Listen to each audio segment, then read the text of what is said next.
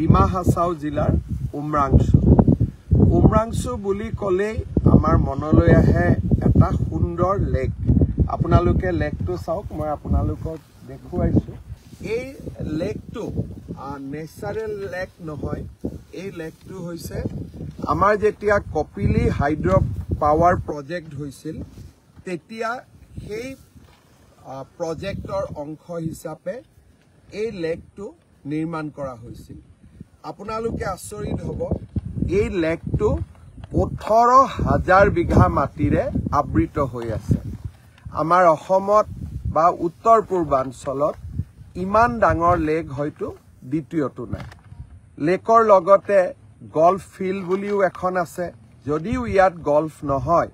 আমাৰ পুৰণা ইয়াতে আমি গল্ফ ফিল্ড বুলিয়ে ইয়াক জানো আৰু গল্ফ ফিল্ডখনো প্ৰায় 17,000 বিঘা মাটিৰে আবৃত হৈ আছে যেতিয়া আপোনালোকে কেতিয়াবা ডিমা হাছাওলৈ আহিব উমৰাংচুলৈ আহিব এই লেকৰ প্ৰাকৃতিক মনোমোহা দৃশ্যই